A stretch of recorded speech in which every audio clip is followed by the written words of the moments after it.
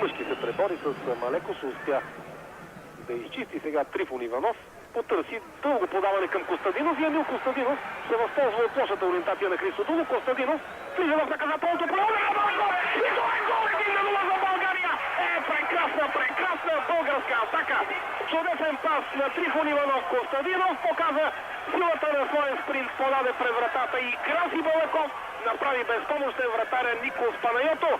Всичко това става в 22-та минута. Нека се зарадваме още веднъж на това положение. Прекрасен, наистина прекрасен пас на Емо Костадинов. Красимир Балаков и България повежда на стадион Сирион в Лимасол с 1-0. Много важен психологически момент в един относително равностоен матч. Може ли гол? И гол! Може ли за България? Краси Балаков бележи своя втори гол на стадиона в Лимасол. Чудесна контратака, заваряване подготвена кипърската защита.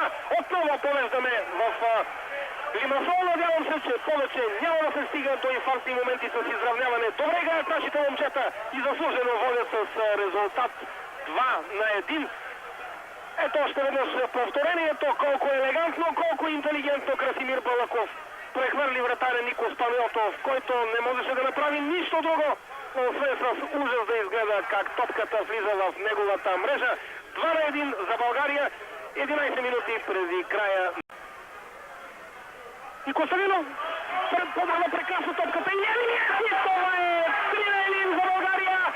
3-1 за България, 23 минути преди края на матча.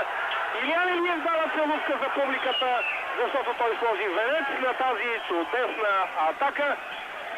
Мисля, че сега би трябвало да дишаме малко по-спокойно. Успяха нашите да отбележат този гол, па макар и с цената на жълтия картон, който Илиян Илиев получи, макар че лично аз не разбрах точно защо не направи нещо, кой знае колко екстравагантно в радостта си. Вижте сега на повторението Емил Костадинов, чудесното подаване към Краси Балаков, който видя Илиян Илиев. И разбира се, че Илиян се възползва от прекрасната ситуация. 3-1 за България, 22 минути преди края на световната квалификация срещу Кипър. Домакините отново ще започнат играта от центъра, а ние отново виждаме тази атака, която постави направо в матова ситуация футболистите на отбора домакин. Много важен бе този трети гол, господин Денев.